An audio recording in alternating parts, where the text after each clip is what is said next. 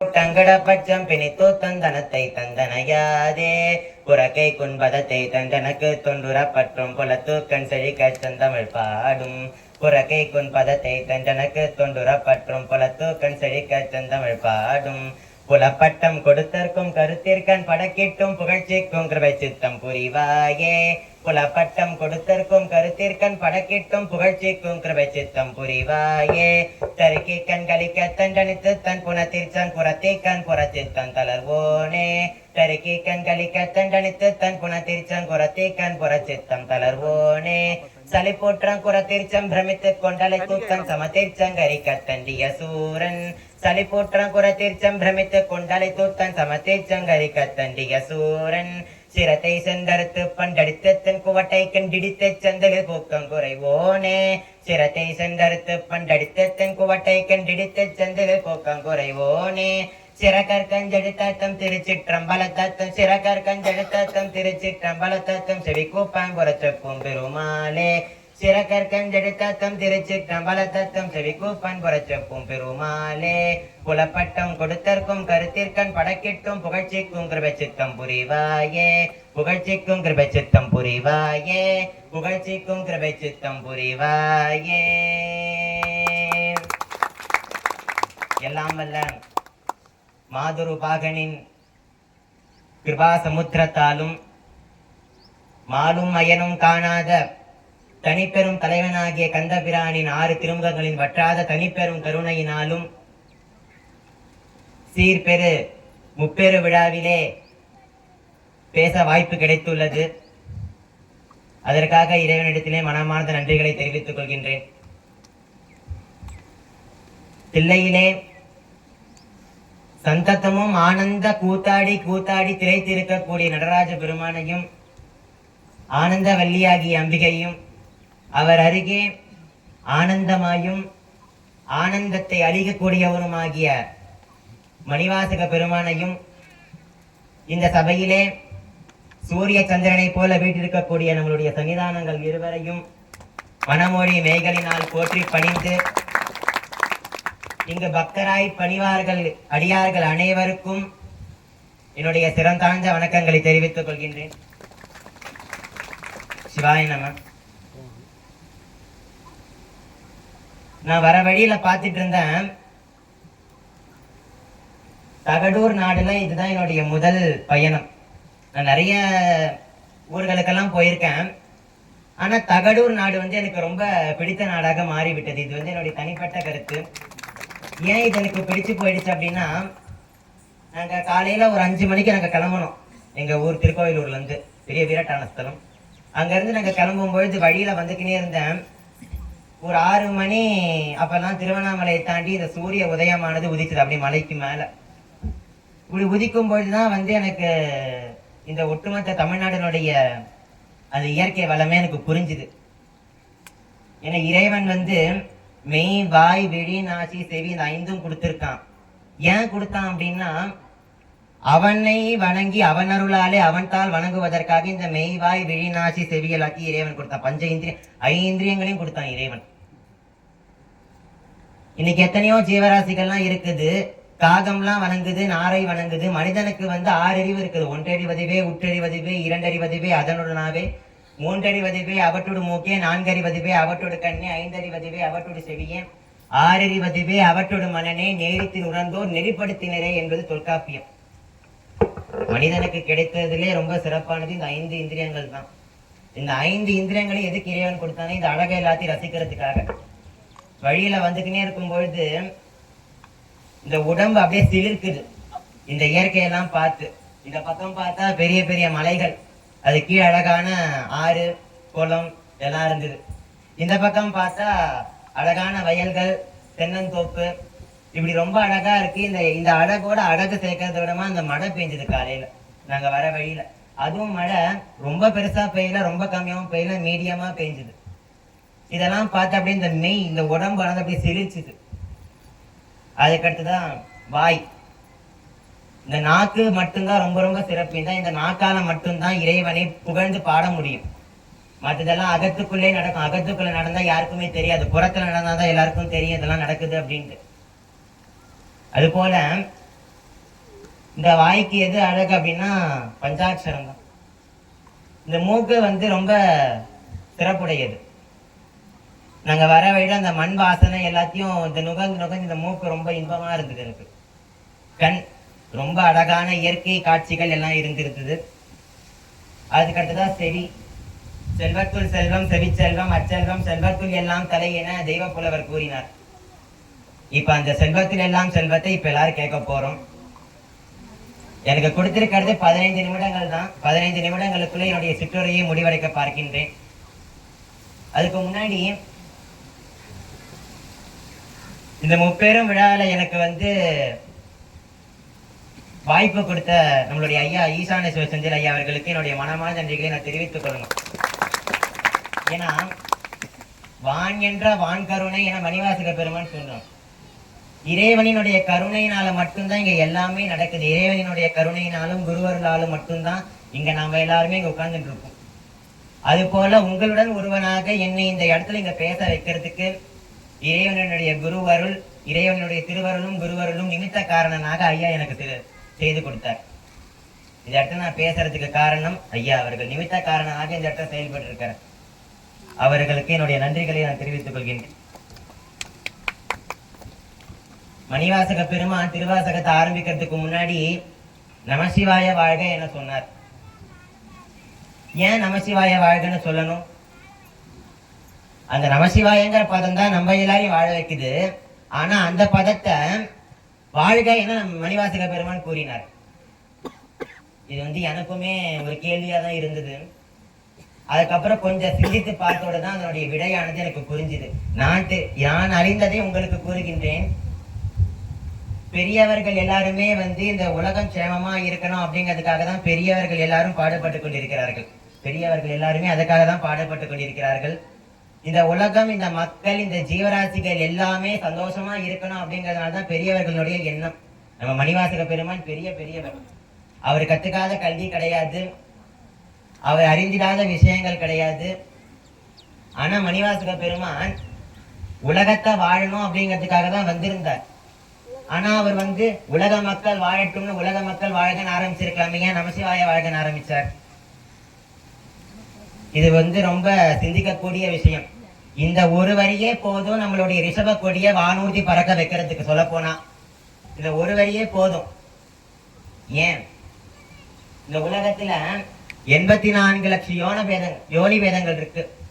84 லட்சம், அதுமே வந்து கம்மி தான். சும்மா ஒரு புள்ளி விவரம் தான் வச்சிருக்கிறாங்க. 84 லட்சம் யோனி வேதங்களும். இந்த 84 லட்சம் யோனி வேதங்களையும் தனித்தனியா கூட்டு போய் வாழட்டும் அப்படின்னா எத்தனை பிறவிகள் போகும்? புல்லாகி பூடாய் புழுவாய் மரமாகி பல்மிருகமாகி பறவையாய் பாம்பாகி கல்லாய் மனிதராய் பேயாய் கணங்களாய் வல்லோசனராகி முனிவராய் தேவராய் செல்லான் என்ற இத்தாவர சங்கமத்துள் எல்லா பிறப்பும் பிறந்தளித்தேன் எம்பெருமான் மெய்யே உன் புன்னடிகள் கண்டின்று விடுட்டு. இத்தனை பிறவியும் எடுத்தாகணும். ஆனா மணிவாசக பெருமான் சிம்பிளா நமசிவாய வாழ்கன்ட்டார். ஏன்? மக்கள் வாழட்டும்னு இருந்தா மரம் வாழாது, மரம் வாழட்டும்னு இருந்தா மக்கள் வாழ்வர். மக்கள் எல்லாரும் வாழட்டும்னா நமசிவாயம் எங்க போறது? நமசிவாய வாழ்கன்னா நமசிவாயம் வாழ்ந்த இது மக்கள் எல்லாருமே வாழ்வார்கள் அல்லவா? இந்த இடத்துலதான் சைவத்தினுடைய கருணை இருக்குது. பாருங்க, சைவத்தினுடைய கருணை, மணிவாசக பெருமானுடைய அன்பு சித்தமான மறுவித்து சிவமாக்கி இணையாண்டங்கிறாரு. அந்த சிவம்னா என்ன? அன்பும் சிவமும் இரண்டென்பர் அறிகிறார். அன்பே சிவமாவது ஆறும் அறிகிறார். அன்பே சிவமாவது ஆறும் அறிந்த பின் அன்பே சிவமாய் அமர்ந்திருந்தாது. அந்த அன்பு இருந்ததுனாலதான் அவர் சித்தமெல்லாம் மறுவிட்டு சிவமாக்கி இணையாண்டார். நாயன்மார்களிலே வந்து மணிவாசக பெருமான் மட்டும் நாயன்மார்கள் வரமாட்டார். ஏன்னா அவர் சிவபெருமான் ஆகிட்டார். இந்த அன்பு இருந்ததுனால. இந்த அன்பெல்லாம் நமக்குள்ள இருந்தது அப்படின்னா நாமும் சிவமாக மாறுவோம். அதனாலதான் ஜீவனே சிவம்னு சொன்னாங்க. இங்க இருக்கக்கூடிய எல்லா ஜீவர்களுமே சிவன் தான். ஆனா அந்த சிவம் அந்த ஜீவனுக்குள்ளே ஒளிந்து இருக்கிறார். அந்த ஒளிந்து இருக்கக்கூடிய ஜீவனாகிய சிவபெருமானை வெளியே கொண்டு வரணும். எப்படி? அன்பு மூலியமாக. சத்தியமேவ ஜெகதே, சத்தியம் ஜெயிக்கும். ஆனா எது ஆட்சி செய்யும்னா அன்புதான் ஆட்சி செய்யும். அதனால்தான் அன்பு நான் ஒப்புரவு கண்ணோட்டம் வாய்மையை கொண்டு வந்தார். வாய்மை தானே ஜெயிக்கும். வாய்மை முன்னாடி போட்டிருக்கலாமே வள்ளுவர். அன்பு நான் ஒப்புரவு கண்ணோட்டம் வாய்மை, அன்புதான் ஆட்சி செய்யும். அந்த அன்பாக இறைவன் ஆட்சி செய்கின்றான் என திருவாசகம் ஆரம்பிக்கிறது. பாத்தீங்களா எவ்வளவு பெரிய சிந்தனை. இதற்கு பெரியவர்கள் எல்லாம் இன்னும் பெரிய பெரிய விளக்கங்கள்லாம் கொடுப்பாங்க. சிறியேன் அறிந்து கொண்டதை பகிர்ந்து கொள்கின்றேன். திருவாசகம் எனும் தேன் ஆரம்பிக்கிறாரு. ஆரம்பிக்கும் போதே சிவபுராணத்தை ஆரம்பிக்கிறதுக்கு முன்னாடி திருவாசகம் எனும் தேன் தான் சொல்றார். திருவாசகம் தேன் அப்படின்னா எந்த பூல இருந்து எடுத்துட்டு வந்தாருங்க? அரளி பூவா, தாமரை பூவா, செம்பருத்தி பூவா? நிறைய பூ இருக்குது, நிறைய புஷ்ப செடி இருக்குது, வில்வ மரம் இருக்கு, வில்வத்துல பூ கிடையாது, இலை மட்டும்தான். தாமரை பூ இருக்கு, செம்பருத்தி பூ இருக்குது, வெண்தாமரை இருக்குது, நிறைய புஷ்பங்கள் இருக்கு. எந்த புஷ்பத்திலிருந்து எடுத்துட்டு வந்தார்? நம்மளுடைய வாழ்க்கையில இருந்துதான். தினமும் பாருங்க, ஒவ்வொரு பூ விழுது, ஒவ்வொரு பூ மலருது. புனரபி மரணம் புனரபி ஜனனம். மனுஷன் தினமும் இறக்கிறான், தினமும் பிறக்கிறான், தினமும் பிறக்கிறான், தினமும் இறக்கிறான். இந்த புஷ்பங்கள் அது போலதான் தினமும் பிறக்குது, தினமும் இறக்குது. ஏன் விழுது, ஏன் வளருது? இந்த தென்றல் காற்று, இந்த காற்று இருக்குல்ல, காற்று, அந்த தென்றல் காற்று மூலியமாக அந்த பூவானது விழுது, மலருது. அது போல நம்மளுடைய வாழ்க்கையும் ஆசை என்கிற காற்றினால விழுது, இறக்குது. மனுஷன் ஆசையினால இறக்குறான், ஆசையினால பிறக்கிறான். இங்க எல்லாருக்கும் குபேரன் தெரிஞ்சிருக்கும். குபேரன் யாரு? நிதிபதி, சங்க நிதி, பதும நிதி. அந்த நிதியெல்லாம் எனக்கு இருந்தா நான் இங்க இருக்க போற நீதிபதிய? அந்த குபேரன் பெரிய நிதிபதி. அவன் சுவாமி கிட்ட வரான், கைலாசபதி கிட்ட வரான். சுவாமி, நீங்க கேட்டவர்கள் எல்லாரும் கேட்டவங்க எது கேட்டாலும் தரக்கூடியவர், நான் ஒண்ணு கேட்கறேன், எனக்கு ஒன்னே ஒண்ணு தாங்க. சுவாமி கேட்டார், என்ன? ஒண்ணு இல்லை, நீங்க என் கூட கம்பெனிக்கு வாங்க, நம்ம எல்லாம் தென்கைலாயம்னு சொல்றாங்க தமிழ்நாட்டை, அந்த இடத்த போய் சுத்தி பார்த்துட்டு வருவோம் அப்படின்னு குபேரன் கூப்பிடுறான் சுவாமி. சுவாமி யார் எது கேட்டாலும் வாரி வணங்கக்கூடியவர். உடனே ஏறி வந்தார், விமானத்துல ஏறி. முதல் ஸ்தலம் கேதாரம். கேதாரத்தை வணங்கினா வினை சேதாரம். இந்த கேதாரத்தை வணங்கி ஹரித்வார், காசி, ருத்ரப்பிரயாகை, தேவப்பிரயாகை, காஞ்சி, சிதம்பரம் போன்ற ஸ்தலங்களெல்லாம் தரிசிச்சுட்டு கடைசியில வர காவேரி பூம்பட்டினம். இந்த காவேரி பூம்பட்டினத்தை பார்த்த உடனே குபேரன் கண்களை அவனாலேயே கட்டுப்படுத்த முடியல. என்ன பண்ணுது? கீழே பார்க்கலாம், நிறைய மரங்கள் இருக்கு. இந்த பக்கம் பார்த்தா பெரிய பெரிய சமுத்திர தீரங்கள், இந்த பக்கம் பார்த்தா இந்த கிழக்கு மலர் தொடர்ச்சிகள், இந்த பக்கம் பார்த்தா நிறைய வனங்கள்லாம் இருக்குது. இதை பார்த்த உடனே குபேரனால தன்னுடைய கண்ணை கட்டுப்படுத்தவே முடியல. யோசிக்கிறான், இவ்வளவு அழகான ஸ்தலம் இருக்கே, இந்த ஸ்தலத்துல 2 வேளை தங்கலாம்னு நினைச்சான். 2 வேளை தங்கனா எப்படி இருக்கும்? சுவாமி உடனே கேட்டார், இங்க வா குபேரா, என்ன நினைச்சு? இறைவன் மனத்தகத்தான், மனசுக்குள்ள இருக்கிறார் இறைவன். நம்ம என்னன்னா, அதனாலதான் யாருக்கு உண்மையா இருக்கோ இல்லையா, மனசாட்சிக்கு உண்மையா இருங்கிறாங்க. மனத்தகத்தான் தலைமையிலான் வாக்கினுளான் என்பது அப்பர் வாக்கு. மனசுக்குள்ள இருக்கான், யாருக்கு உண்மையா இருக்கிறோமோ இல்லையா, மனசாட்சிக்கு உண்மையா இருக்கணுங்கிறாங்க. இறைவன் கூப்பிட்டு கேட்டான் குபேரன் கிட்ட, குபேரா என்ன நினைச்ச? சுவாமி ஒன்னும் நினைக்கல, இந்த புண்ணிய ஸ்தலத்துல 2 வேளை தங்கனாம்னு எப்படி இருக்கு நினைச்சா, அது என்ன கஞ்சத்தனை 2 வேளை இங்கே பிறந்து வாழ்ந்து மடிந்து கரெக்டடவா சுவாமி கிளம்பி. பாத்தீங்களா, புண்ணிய ஸ்தலத்துல 2 வேளை தங்கலாம்னு நினைச்சதற்கு ஒரு பிறவி. நான் பண்ணா எவ்வளவோ நினைக்கிறேன், கவலை இல்லாம உட்கார்ந்துட்டு இருக்கோம். இனி எவ்வளவோ நினைக்கிறோம். ஆனா இந்த இடத்துலதான் சைவத்தினுடைய கருணை இருக்குது. இந்த மைக் இருக்குது, இந்த மைக்கு என்ன விதியா? நான் பேசுறதெல்லாம் அதுவும் பேசுறதுக்கு. இந்த மைக்கு இப்ப என் கட்டுப்பாட்டுக்குள்ள இருக்கு. நான் இயங்கினாதான் இந்த மைக்கும் இயங்கும், நான் பேசினாதான் இந்த மைக்கும் பேசும். அது போல இந்த ஆன்மாவானது நமக்குள்ள சிக்கி கிடக்குது. ஒரு சமயத்தினுடைய நோக்கம் ஆன்ம விடுதலை. என்னங்க ஆன்ம விடுதலை? விடுதலைனா சுதந்திரம். ஆன்ம சுதந்திரம்னா என்ன? ஆன்மா உடலை விட்டு போறதா, அதுதான் சுதந்திரம். என்ன சுதந்திரம்? நேரிக்கின் உணர்ந்தோர் நெறிப்படுத்தினரே தொல்காப்பியர் சொல்றார். மனிதனுக்கு 6 அறிவு இருந்தது என்றால் ஏன் இன்ப துன்பங்கள்ல சிக்கி தவித்து இருக்கணும்? இன்பமாவே இருக்கலாம், இன்பமே என்னாலும் துன்பமே இல்லைங்கிறாரே அப்பர் சுவாமிகள். சந்தோஷமாவே இருக்கலாமே, ஏன் மேடு பள்ளம், ஒரு ரோட்ல போனா மேடு பள்ளம் இருக்கும், ஏன் உங்களோட வாழ்க்கை இன்ப துன்பம் நிறைந்து இருக்குது? ஆசையினால். உற்ற யாக்கையை உடல் மறந்தாலும் உயிரை மேவிய உடலை மேவிய உயிர் மறந்தாலும் சொல்கிறார் மறைமலை அடிகள். இந்த உடம்புக்குள்ள இந்த ஆன்மா சிக்கி தவித்து சிறைவாசப்பட்டு இருக்கு. இந்த உடலும் இந்த உயிரும் பின்னி பிணைந்தவை. இந்த பந்த கருப்பவர் தான் சுவாமி. பந்தம் மறுத்து எனையாண்டு பரிசர என்றும் துரிசம் மறுத்து அண்ணன் எனக்கு அருளியவாறு பெறுவார் அச்சோவே. இது அதிசயம்ங்கிறார். அச்சோவேனா அதிசயம், பெரிய அதிசயம். அவருக்கு கிடைச்ச வரைக்கும், அவருக்கு பொறுத்த அதிசயம். இந்த பந்தத்தை எல்லாம் அறுக்கக்கூடியது திருவாசகம். படிச்சு பார்த்தவங்களுக்கு கண்டிப்பா தெரிஞ்சிருக்கும் இது எப்பேற்பட்ட நூல் நமக்கு கிடைச்சிருக்குதுன்னு. அப்ப நம்மளுடைய ஆன்மா எவ்வளவு தபஸ் பண்ணிருக்கோம்? எண்ணிக்கை இல்லாத சங்கிய நம்மளுடைய ஆன்மா தபஸ் பண்ணிருக்கும் இந்த திருவாசகத்தை கேட்கறதுக்கு. சைவத்தின் மேல் சமயம் வேறில்லை, அதில் சார் சிவமாம் தெய்வத்தின் மேல் தெய்வம் இல்லைனும் என்றார் சைவ எல்லப்பனாளர். அதை சொன்ன அந்த மகானுக்கு என்ன நன்றி சொல்றதுன்னே தெரியல. திருவருணை கலம்பகத்துல சைவ எல்லப்பனாவில சொல்றார், சைவத்தின் மேல் சமயம் வேறில்லை, அதில் சார் சிவமாம் தெய்வத்தின் மேல் தெய்வம் இல்லைன்னு. திருவருணை அருணாச்சல கலம்பகம் திருவண்ணாமலையில் இருக்கிற கலம்பத்துல இந்த பாடல் வருது. என்னங்க சைவத்தின் மேல் சமயம் வேறில்லை, இப்படிப்பட்ட சுதந்திரம் நம்ம சைவம் கொடுக்குதல்லவா, இப்பேற்பட்ட கருணை நமக்கு கொடுக்குதல்லவா. எப்பவுமே ஒரு சைவத்தின் ஒரு சமயத்தின் பெருமையை விட கருணை சிறந்தது. ஒரு சமயத்தின் பெருமையை விட கருணை சிறந்தது. இப்படியெல்லாம் நான் சொன்னா யாரும் நம்ப மாட்டீங்க. சரவண சிவம் எது முருடா விடுறாரு, பெருமையை விட கருணை சிறந்தது. ஏன் சொல்கின்றேன் என்றால், நம்மளுடைய சமயத்திலே பல கருணை கொள்கைகள் இருக்கின்றன. அதெல்லாம் சொல்லணும்னா இன்னும் 4 நாள் எக்ஸ்டெண்ட் ஆகும். அதனால காலத்தை கருதி ஒரே ஒரு கருணை சொல்கின்றேன். கொடியவனை அடியவனாக ஆக்குது. இந்த காலகட்டத்துல இந்த கொடியவர்கள் தான் அதிகமா இருக்கிறாங்க. தவத்தையும் தர்மத்தையும் ஆன்மாக்கள் பேணி பாதுகாக்க தவறியதால் கொடியவர்களாகி துன்பப்படுகின்றனர். எல்லா சமயத்தையும் எடுத்து பார்த்துக்கோங்க. கொடியவனை தண்டனை, கொடியவனுக்கு தண்டனை உண்டு. இரண்யனை நரசிம்ம சுவாமி கொன்று விடுவார், ராவணனை ராமச்சந்திரமூர்த்தி கொன்று விடுவார், கம்சனை கந்தபிரான் கொன்று விடுவார். ஆனா சூரபத்மனை மட்டும் முருகப்பெருமான் கொல்லல, வேலும் மயிலுமா தான் கூடவே வச்சுக்கிட்டார், சேவலும் மயிலுமா. இந்த ஒரு கொள்கை போதாதான் நம்ம சமயத்தை கொடுத்து பறக்க வைக்கிறது. சைவத்தின் மேல் சமயம் வேறுன்னு அதனால தானே சொன்னாங்க. பிள்ளைகள் எவ்வளவு கொடியவர்களாக இருந்தாலும் திருந்தி வந்தால் பெற்றோர்கள் ஏற்றுக்கொள்வர். அதுபோல நாம் கொடியவர்களாக இருந்தால் திருந்தி வந்தால் ஆண்டவன் நம்மை ஏற்றுக்கொள்வான். நாயேனை தன்னடிகள் பாடுவித்த நாயகனை, நாயேனை தன்னடிகள் பாடுவித்த நாயகனை, பேயேனது உள்ள பிழை பொறுக்கும் பெருமையனை, பேயேனது உள்ள பிழை பொறுக்கும் பெருமையனை, சிறியேதும் இல்லாது என் செய்பணிகள் கொண்டருளும், சிறியேதும் இல்லாது என் செய்பணிகள் கொண்டருளும், தாயான ஈசர்க்கே சென்றோதாய் கோத்தும்பி, தாயான ஈசர்க்கே சென்றோதாய் கோத்தும்பி. இந்த வரியினுடைய அர்த்தத்தை புரிஞ்சு பார்த்தவங்களுக்கு நேரம் உடம்பெல்லாம் சிரித்து போயிருக்கும். உண்மையே நாயேனை தன்னடிகள் பாடுவித்த நாயகனை பேயேன், அவர் பேயேன் திரிக்கிறார், அவரை திரிக்கிறார்.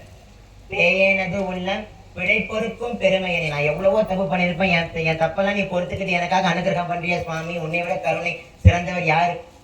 பேயேனது உள்ள பிழை பொறுக்கும் பெருமையனை, சிறியதும் நான் ஒன்னும் பெருசா செஞ்சல, பெரிய கோவில் கட்டல, அப்படி சொல்ல பெரிய கோவில் கட்டல, எதுவுமே பண்ணல, சிறியதும் இல்லாது என் செய்பணிகள் கொண்டருளும், நான் செய்யற செயல்கள் எல்லாத்தையும் என்ன ஏத்துக்க எனக்கு பலன் தர. தாயான ஈசர்க்கே சென்றோதாய் கோத்தும்பி அப்படின்னு. இப்பேற்பட்ட கருணை மிகுந்த சமயத்தை நிந்திக்க கூடாதுங்கிறனாலதான் நந்தியம் பெருமான் கையாரப்பர்கிட்ட 16 வரங்கள் கேட்கும் போது முதல் வரமா சிவனிந்தனை பண்ணக்கூடாதுன்னு கேட்டார். நந்தியம் பெருமான் ஐயாரப்பர்கிட்ட 16 பேர் கேட்டார், எனக்கு 16 வரம் கொடுங்க. அந்த 16 வரங்கள்ல முதல் வரம் சிவனிந்தனம் பண்ணக்கூடாது, சைவநிந்தனை பண்ணக்கூடாதுன்னு. நான் நினைச்சேன் நந்தியம் பெருமானுக்கு எவ்வளவு பெரிய வாய்ப்பு கிடைச்சிருக்கு, சிவனிந்தனை பண்ணக்கூடாதுன்னு கேட்டிருக்காரு. First is best. முதல் கேட்கறதுதான் நிலைத்து இருக்கும். நமசிவாய வாழ்க்கை நிலைத்து இருக்குது அல்லவா, வேற எந்த அறிவும் அவ்வளவா நிகழ்த்தல. நமசிவாய வாழ்க்கைங்கிற அடி இன்னி வரைக்கும் நிலைத்து இருக்குது. ஏன் சிவனிந்தனை கேட்ட, ஏன் சிவனிந்தனை பண்ணக்கூடாதுன்னு கேட்டார் நந்தியம் பெருமான். இதனாலதான் இந்த சமயத்தை, இப்படிப்பட்ட அன்பு மிகுந்த சமயத்தை யாரும் நிந்திக்க கூடாது அப்படிங்கிறதுனாலதான் அவர் வாங்கி இருக்கிறார். அவர் ஏன் வாங்கணும், அவர் சுவாமி கூடவே இருக்கிறார். அவர் எவ்வளவோ கஷ்டப்பட்டிருக்கார், தியாகங்கள் நிறைய பண்ணிருக்கார் நந்தியம் பெருமான். சொல்ல போனா நம்ம சமயத்திலே நம்ம எல்லாருக்கும் ஒரு முன்னோடியா இருக்கிறாரு. சிவாலயத்துக்கும் முன்னாடியே நந்தியம் பெருமான் இருக்கிறார். நமக்கெல்லாம் அவர் தான் முன்னோடி. நம்மளாம் அவரை மாதிரி இருந்தோம்னா சுவாமி கிட்ட நாமளும் இப்படி கிட்டக்கு போய் நிற்போம். கண்டிப்பா நிறைய தியாகங்கள் பண்ணியிருக்கார் நந்தியம் பெருமான் சுவாமிக்காக. சுவாமி எல்லா அடியார்களுக்கு கேட்டதெல்லாம் தருகிறார். கேட்கும் போதெல்லாம் நந்தியம் பெருமான் தான் கூட கூட்டிட்டு போறார் சுவாமி. ஆனா நந்தியம் பெருமான் வருந்திருக்காரு, நீ ஏன் சுவாமி எல்லாத்துக்கும் என்ன கூட்டிட்டு போறேன், எனக்கு கொஞ்சம் ரெஸ்ட் வேணும் சொல்ற நந்தியம் பெருமான். அவர் மட்டும் போல கூட பாரதியவையும் வரார். திருத்தொண்ட நாயனாருக்கு கைலாய காட்சி காட்டும் பொழுது முருகப்பெருமானோட காட்சி தந்தார். இத்தனை பேரையும் நந்தியம் பெருமான் சுமக்கிறார். பத்தாவதுக்கு தர்மத்தை எல்லாம் அவர் தான் சுமக்கின்றார். அதனால்தான் நமக்கு எல்லாருக்கும் முன்னோடியா அவர் இருக்கிறார். அவரை போல நாமளும் இருந்தோம் அப்படின்னா கண்டிப்பாக சுவாமி பக்கத்துல அடைவோம். அதான் நம்மளுடைய கொடியில கூட ரிஷப கொடி இருக்கும். ரிஷபம்னா தர்மம், தர்ம கொடியோட இருக்கும். உங்களுடைய சிரமங்கள்லாம் எனக்கு புரியுது. இன்னும் 5 நிமிஷம் தான், 5 நிமிஷத்துல முடிச்சிடுறேன். நம்ம எல்லாருக்குமே சிவாலயத்துல பார்த்திருப்போம், தட்சிணாமூர்த்தின்னு ஒரு சுவாமி இருப்பார். இந்த சுவாமி எங்க உட்காந்துட்டு இருப்பாருன்னா ஆலமரத்து கீழே உட்காந்துட்டு இருப்பார். ஏங்க எவ்வளவோ மரம் இருக்குது, ஏன் ஆலமரத்து கீழே தான் உட்காரணுமா? சுவாமிக்கு வில்வம் தான் பிடிக்குது, வில்வமரத்து கீழே உட்காரலாமே, ஏன் ஆலமரத்து கீழே உட்கார்ந்தார்? நிறைய மரம் இருக்குது, நிறைய மரங்கள் இந்த பூலோகத்துல சுவாமி கொடுத்திருக்கார். ஆனா ஆலமரத்துல மட்டும்தான் உட்கார்ந்துருக்கார். சனகாதி முனிவர்களுக்கு அவர் கீழே பாத்தீங்கன்னா 4 முனிவர்கள் இருப்பாங்க. அவங்க பேருக்கு சனகாதி முனிவர்கள்னு பேர். இந்த சனகாதி முனிவர்களுக்கு ஆண்டவன் குரு வடிவாக இருந்து உபதேசம் பண்ணுவார். குரு வடிவாக. ஏன் ஆலமரத்துக்கு கீழே உட்காரணும்? மாமரம் இருக்கு, வெயில் காலத்துல நமக்கு எவ்வளவோ உதவி செய்யுது. மாம்பழம் கொடுக்குது, மாங்காய் கொடுக்குது, மாயிலை கொடுக்குது. வேப்ப மரம் நமக்கு குளிர்ச்சியை தருது. தென்னை மரம் நல்லா உயர்ந்து நமக்கு இளநீர் கொடுக்குது. மகிழ மரத்துக்குள்ள இறைவனே இருக்கிறான். ஆனா மகிழ மரத்துக்குள்ள இறைவன் அடியில் உட்காரு, ஏன் ஆலமரத்துல மட்டும் உட்கார்ந்தார்? அதுவும் கவனிக்கணும். குரு வடிவாக அமர்ந்தார். உமாதேவியாரோட அமரல, சோமாஸ்கந்தராக அமரல, தன்னுடைய பூத படைகளோட இருந்த அமரல, தனியா உட்கார்ந்தார் குரு வடிவாக. இந்த மரங்களிலே விசேஷம் எது அப்படின்னா இந்த ஆலமரம் தான். ஆலமரத்தை பாருங்க, கடைசி அதனுடைய வேர் ரொம்ப ஆழமா இருக்கும். ஆலமரத்துடைய வேர் ரொம்ப ஆழமா இருக்கும். மற்ற மரங்களை வேரோட எடுத்துல, ஆனா ஆலமரத்தை அப்படி எடுக்க முடியாது. அது வேர் ரொம்ப ஆழமா இருக்கும். மற்ற மரங்கள்லாம் இப்படி போகும், ஆனா ஆலமரம் இப்படி போய் இப்படி போகும். அதனுடைய நிழல் எல்லாருக்கும் பயன்படணும் அப்படிங்கிறதுக்காக அதனுடைய கிளைகளை இப்படி போகும். சிறிய குழந்தைகள்லாம் விளையாடுவதற்கு தன்னுடைய கிளைகளை எல்லாம் கீழே கொடுக்கும். அதனுடைய கிளைகள் எல்லாத்தையும் தன்னைய சுத்தி எப்பவுமே ஒற்றுமையா வச்சுக்கும். ஆலமரம் ஆலமரம் இருக்கிற இடத்த பாத்தீங்கன்னா நிறைய மரங்கள் இருக்கும். அது கூடவே எங்க ஊர்ல ஒரு ஆலமரம் இருந்துச்சு, அதுக்கு பக்கத்துல ஒரு தென்னை மரம் இருந்துச்சு. காத்து அடிச்சது தென்னை மரம் விழுந்துருச்சு. ஆலமரத்துக்கு ஒண்ணுமே ஆகல, ஒரு கிளை கூட விழல. அப்படிப்பட்ட ஆலமரத்துக்கு கீழே இறைவன் உட்கார்ந்து இருக்கிற குரு வடிவாக. ஆலமரத்துக்கு இன்னொரு பேரு உண்டு, கல்லாலம்னு பேரு. கல் கூட்டல் ஆலம், கல்லாலம். ஒற்றுமை என்பதற்கு உரிய சான்று எதுன்னா ஆலமரம் தான். கல் ஆலம், கல் போன்று இருக்கணுமா நம்ம ஒற்றுமை. இந்த ஒற்றுமை இருக்கிற வரைக்கும் செய்வத்தை என்ன பண்ண முடியும்? இந்த ஒற்றுமையை நான் இங்க பார்த்திருக்கேன். தகடூர் நாட்டுல இந்த ஒற்றுமையை நான் பார்த்திருக்கேன். இப்பதான் பாக்குறேன். இந்த ஒற்றுமை நமக்குள்ள இருக்கணும். இந்த ஒற்றுமை யாரு காட்டுற? சுவாமி காட்டுற. சனகாதி முனிவர்களுக்கு. இங்க நாம எல்லாரும் ஒவ்வொரு ஊர்ல இருந்து வந்திருக்கோம். நான் திருக்கோயிலூர்ல இருந்து வந்திருக்கோம். சில பேர் சென்னை, சில பேர் வேப்பூர், சில பேர் கள்ளக்குறிச்சி, சில பேர் உளுந்தூர்பேட்டை, சில பேர் விருத்தாச்சலம், சில பேர் தருமபுரி, உள்ளூர்ல இருக்கீங்க. எல்லாருமே இந்த இடத்துக்கு உட்காந்துட்டு இருக்கோம். ஆனா நமக்கு முன்னாடி ஆலமரம் 1 இல்ல 2 இருக்கு. நமக்கு முன்னாடி ஆலமரம் 1 இல்ல 2 இருக்கு. அந்த 2 ஆலமரத்தினுடைய வேறு ரொம்ப ஆழமானது. அந்த 2 ஆலமரத்தையும் யாராலையும் எதுவுமே பண்ண முடியாது. நம்ம சொன்ன ஆலமரத்தினுடைய பயன்களை எல்லாத்தையும் ஒப்பிட்டு பாருங்க, விடை தெரியும். ஆலமரம் என்ன பண்ணும்? தன்னுடைய நிழலை இப்படி கொடுக்கும். இந்த சபையில நாம எல்லாம் உட்கார்ந்துங்கிறதுக்காக தன்னுடைய கிளைகளை இப்படி போட்டிருக்கு ஆலமரம். சிறு குழந்தைகள், எங்களை போன்ற சிறு குழந்தைகள் எல்லாரும் விளையாடணுங்கிறதுக்காக தன்னுடைய நேரத்தை எல்லாம் ஒதுக்கி இருக்குது ஆலமரம் இந்த இடத்துல. விருட்சங்களாக இந்த இடத்துல ஆலமரம் அணிந்திருக்கு. 2வது ஆலமரம் ரொம்ப நாளைக்கு இருக்கு. உங்களுடைய சமயத்தை பொறுத்த வரைக்குமே அதுதான். இத்தனோண்டு கட்டுறதான், இத்தனோண்ட ஒரு சொல் தான் ஒற்றுமை. ஒற்றுமையே உயர்வு. இந்த ஒற்றுமை நமக்கு இருக்கிற வரைக்கும் செய்வத்தை யாரால் என்ன பண்ண முடியும்? இந்த ஒற்றுமையை நமக்கு காட்ட நம்மளுடைய குருமார்களுக்கு எல்லாம் நம்ம என்ன நன்றி சொல்றதுன்னே தெரியல. எனக்கு வார்த்தையே தெரியல அதற்கு. அதனாலதான் கல்லார் மலையின் இழை மலையின் சொல்றார் சிவஞான போதத்துல மெய்கண்டார். ஆலமரத்துக்கே உட்கார்ந்துருக்கார் குரு வடிவாக. ஏன் குரு வடிவாக உட்காரணும்னா, குருநாதனுக்கு மட்டும்தான் அந்த எண்ணம் உண்டு. என்ன சிதறி கிடக்கிற சீடர்களை ஒன்று திரட்டி ஞானத்தை அருளக்கூடிய ஒரே எண்ணம் குருநாதருக்கு மட்டும்தான் உண்டு. குருநாதன் இல்லாத வாழ்க்கை மாலுமி இல்லாத கப்பலிலே போவதற்கு சமானம். நம்ம எல்லாருக்கும் குருநாதர் கிடைச்சது ரொம்ப ரொம்ப அதிசயம். இறுதியா ஒண்ணு சொல்லிக்கிறேன். வான்முகில் வடாது பெய்க. இந்த மழையெல்லாம் விடாம பெஞ்சுக்கிட்டே இருக்கணும். வான்முகில் வடாது பெய்க, மலிவளம் சுரக்க. அந்த வளத்தினை இன்னைக்கு நான் காலையில பார்த்தேன். மலிவளம் சுரக்க, மன்னன் போன்முறை அரசு செய்க, குறைவில்லாது உயிர்கள் வாழ்க, நான்மறை அறங்கள் ஓங்க, நற்றவம் வேள்வி மல்க. நற்றவமும் தர்மமும் சிலங்கட்டும், நற்றவம் வேள்வி மல்க, மேன்மைக்குள் செய்வ நீதி விளங்குக உலகம் எல்லாம். நம்மளுடைய சமயத்துக்கு மட்டும்தான் தர்மம்ங்கிற பேரு, நீதிங்கிற பேரு, வேற எந்த சமயத்துக்கும் அந்த பேர் கிடையாது. மேன்மைக்குள் செய்வ நீதி விளங்குக உலகம் எல்லாம். அதுவும் பாருங்க கட்சி பசுவாத்திரை விளங்குகன்ட்ட, விளங்கட்டும்னு சொல்லல, விலங்குக்கு அதுவே உருவாக்கிக்கும். அது போல சைவம்ங்கிற விருட்சத்திலிருந்து உதித்த விதை இங்க நமக்கு முன்னாடி இருக்கு. அப்படிப்பட்ட விருட்சங்களை நாம எல்லாரும் வணங்கணும். மனமொழி மேகலினால் போற்றி பணிகின்றேன் அவர்களுடைய பாதங்கள் 20 என்று கூறி, வான்முகில் வளாது பெய்க மலிவனம் சுரக்க, மன்னன் கோன்முறை அரசு செய்க, குறைவில்லாத உயிர்கள் வாழ்க, நான்மறை அறங்கள் ஓங்க, நற்றவம் வேள்வி மல்க, மேன்மைக்குள் செய்வ நீதி விளங்குக உலகம் எல்லாம், ஆறிரு கடந்தோல் வாழ்க, அருமுகம் வாழ்க, வெற்பை கூறுசை தனிவேல் வாழ்க, குக்குடம் வாழ்க, செவ்வேல் ஏரிய மஞ்சை வாழ்க, ஆணை தந்த நன்கு வாழ்க, மாறிலா வல்லி வாழ்க, வாழ்க சீரடியார் எல்லாம், வாழ்க சீரடியார் எல்லாம், வாழ்க சீரடியார் எல்லாம், உருவாய் அருவாய் உலதாய் இலதாய் மறுவாய் மலராய் மணியாய் ஒளியாய் கருவாய் உயிராய் கதியாய் விதியாய் குருவாய் வருவாய் அருள்வாய் குகனே. ஹர ஹர நம பார்வதி பதயே, ஹர ஹர மகாதேவா.